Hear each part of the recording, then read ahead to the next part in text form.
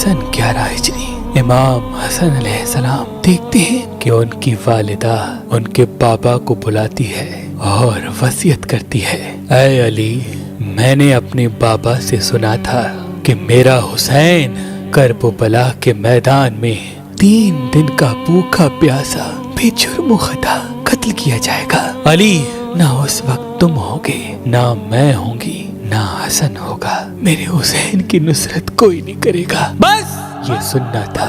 इमाम हसन अलैहिस्सलाम ने अपने आप से वादा कर लिया कि अल्लाह ने मुझे बेटा अता किया तो मैं करबला के लिए सौगात रखूंगा, अपने भाई हुसैन पे कुर्बान करूंगा। वक्त गुजरा, इमाम अली अलैहिस्सलाम ने यमन की शहजादी सलमा से इमाम हसन का निकाह करवाया और उस बीवी का नाम फरवाह रखा। अल्लाह ने इमाम हसन की दुआ सुनी और नवासाए रसूल को एक फूल जैसा बच्चा अता किया, जिसको जमाना आज भी कासिम इब्ने हसन कहता है। वक्त गुजरता रहा, जब अहल बैत के दुश्मनों ने इमाम हसन को जहर दिया, इमाम हसन बिस्तर शहादत पे आए, नन्हे से कासिम को बुलाते हैं और अपनी बीवी फरवाह को तलब करते हैं और फरमाते हैं, ऐ फरवाह, मेरा भाई हुसैन मुझसे बेपनाह प्यार करता है। मुझे पता है कि अन करीब हुसैन पे ऐसा वक्त आएगा जब हुसैन का पूरा जमाना दुश्मन बन जाएगा। फरवाह, हर एक माँ अपना अपना बेटा हुसैन के कदमों पे कुर्बान करेगी। फरवाह, मेरा भाई कासिम के लिए तुम्हें इजाजत नहीं देगा। मैं एक तावीज तुम्हें लिख के देता हूँ, जब करबला में हमारे कासिम को शहादत की इजाजत ना मिले तो मेरे भाई हुसैन से कहना कि ये तावीज खोल के पढ़ ले। बस आ गया वो जमाना जब हुसैन के खून की पूरी दुनिया प्यासी बन गई। 10 मुहर्रम के दिन अजीजो अकारिब शहीद होने लगे। इमाम हसन का शहजादा बार बार अपने चाचा हुसैन के पास आते हैं और दस्ते अदब को जोड़ के अर्ज करते हैं, चाचा हुसैन, मुझे भी इजाजत दें ताकि मैं भी अल्लाह के दीन पे कुर्बान हो जाऊं। इमाम हुसैन रो के फरमाते हैं, ऐ कासिम, तुम मेरे भाई की निशानी हो, तुम्हें मैं कैसे नजरों से जुदा करूं। बस जैसे ही इस परेशानी को जनाब कासिम की वालिदा ने महसूस किया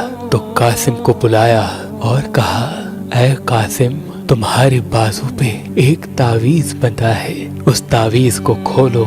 जब तुम ये तावीज अपने चचा को दिखाओगे तुम्हें इजाजत मिल जाएगी। शहजादा कासिम उस तावीज को खोल के इमाम हुसैन की खिदमत में आते हैं। इमाम हुसैन तावीज को खोल के पढ़ते हैं। उसमें तहरीर था, ऐ मेरे भाई हुसैन, कासिम को मैंने करबला के लिए मांगा था, इसे इजाजत दो ताकि ये भी अल्लाह के दीन पे कुर्बान हो जाए। बस ये पढ़ना था।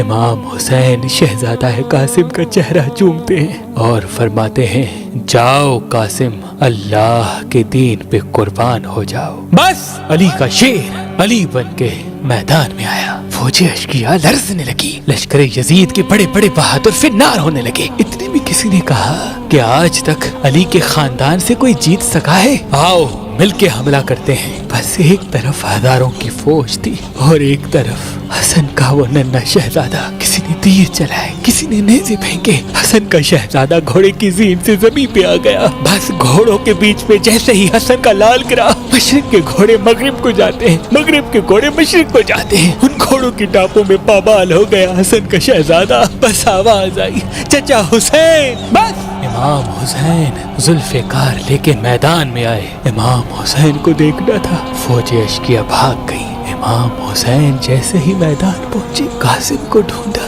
कासिम की लाश को न पाया। कहीं से कासिम का पाँव मिलता है, कहीं से कासिम का हाथ मिलता है, कहीं से कासिम का सीना मिलता है, कहीं से कासिम का सर मिलता है। इमाम हुसैन ने अपनी अबा में अपने भतीजे के टुकड़ों को चुना और खेमे में आए। बीबी फरवा ने कहा, ऐ वक्त के इमाम, बताएं मेरा शहजादा कैसे कुर्बान हुआ। इमाम हुसैन ने इन्ना लिल्लाहि व इन्ना इलैहि राजिऊन पढ़ा और अपनी अबा खोल के दिखाई कि फरवाह, करबला में तुम्हारे कासिम की कुर्बानी तारीख याद रखेगी, سب کے جسم کو تو مجھے اٹھانا پڑا، لیکن تمہارے بیٹے کی لاش میں نے کربلا کی زمین سے ایسے چنی ہے جیسے کوئی باغبان باغ سے پھول چنتا ہے۔ سلام ہو کربلا کے شہید قاسم ابن حسن پر۔